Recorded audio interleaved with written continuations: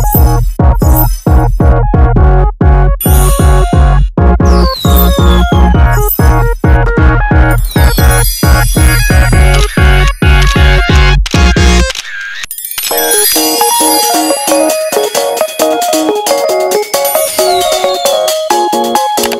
hi everyone, this is Paula Mariz welcoming you guys to the vlog.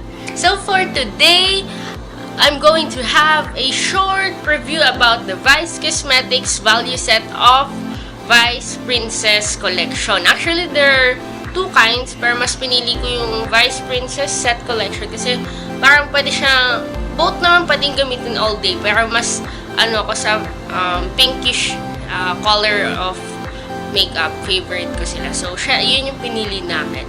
So, ayan na nga. Without further ado, let's start the review.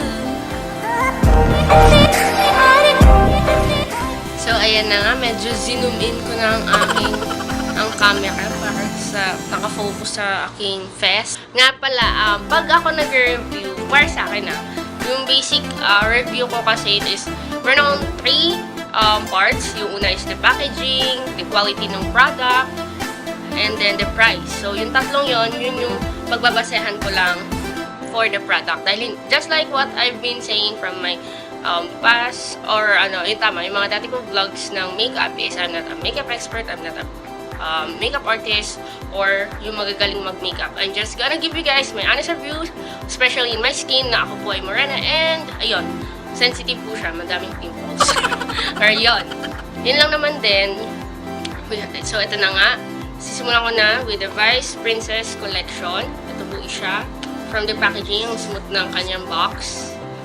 Yan.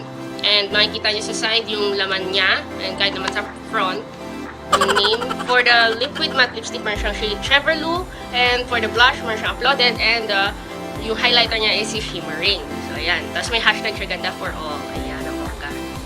Next is yung sa likod niya is the full description of the product. Introduction or princess set that will make everyone's head turn. Make your everyday makeup a little more exciting with our phenomenal liquid lipstick paired with our new fresh hour blush and glow for that perfect gandang nakaka-royal look. So if you were looking for a royal look, ito na siya. Mahahanap nyo na siya kay Vice Cosmetics. Yes. Ayan na nga guys. Buksan na natin. Ang plan ko is, watch ko muna lahat sila sa aking skin para mas makita nyo yung kanilang colors, and then next is i-apply ko na sila sa aking face kung ano nga ba ang kanilang exact or specific na itsura. So, ayan na nga, balik na. Ayan. Ayan na siya, may divider. Oh my gosh. Ayan, may divider siya. And let's start the swatches.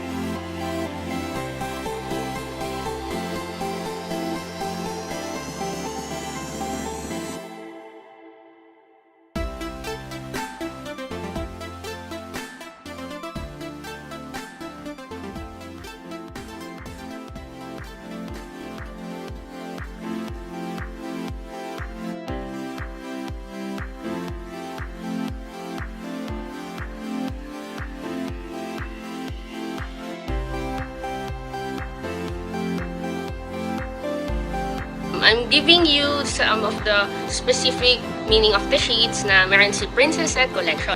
Si uploaded, kaya pala sobrang pag morena ka is very light lang siya. Ang lakas maka-natural pink. Ito yung meaning ni uploaded. This shade reads a dusty nude on fair skin and a beautiful nude pink shade on medium to deep skin. And then next is the shimmering. This shade reads rose gold on any and all skin tones. So itong shimmer na nasa gitna, as you can see, pagkakita nyo pa lang sa product, it's rose gold nga. Parang peach. Peach tone siya. Ito. Sobrang kitang-kita lahat. And for the shade Chevrolet, the phenomenal liquid lipstick, ito na nga siya. The rosy MLBB shade looks good for whatever na Chevrolet mo. So, I have no idea kung ano yung MLBB. Sinerch ko Google. Ang lumabas sa MLBB is Mobile Legends Bang Bang. So, hindi ako sure kung yun yun. I-comment nyo down below kung alam nyo yung MLBB sa Vice Cosmetics ng Chevrolet shade. And, lastly is all their makeup collection are cruelty-free, paraben-free, and vegan-free. Yun, nakalagay yung tatlo nilang symbols as you can see. Ewan kung kita sa phone ko. Lalagay ko na lang din sa side. And all, ang kanilang shade in short is all shade of pink. Kaso iba't iba lang siya ng shade from light to dark. But at the end, ang lakas niya maka-natural pagka lumabas siya sa skin ng arms ko. Next is i-apply na natin sa ating face. Ayan, meron na po akong foundation sa face and concealer. And ayan, kilay. Para focus tayo dun sa product. I-apply na natin sa ating face. So, just like what I've watched in the Vice Cosmetics videos, kapag medyo sobra daw, pwede nyo naman din i-tap para hindi naman sobrang okay yung malagay nyo. So, in the cheek part, dito daw, smile ka for the shortcut of taka. Hindi, yung para makuha mo yung specific na lalagyan mo. And pop, para maganda siyang, tawag ng form, pataas. Meron ako nalagay and ang lakas niya maka-natural. Ang dali niya i-apply sa face. Ayan. Next is the shimmer. So, meron akong fan brush dito. Ayan. Just, ayan, konting brush lang. And then, kung gusto niyo sobrang kita niyo, okay lang yan. Ayan. Pa-C naman ang pag-apply dito. C. Dito muna, tapos dito. Yes. C and then C. Ayan. Kasi sa camera, di ba may nagbago? Ito yung normal ko. Walang kinang. And then, ito yung merong shimmer. Brush it in your face. Ayan. Oh, ayan na siya. Nakikita nyo na siguro yung shimmers. Ayan. Kung gusto nyo parang makinang, sige lang, lagay lang tayo. And in out. Ilagyan din natin yung kabila. Ayan.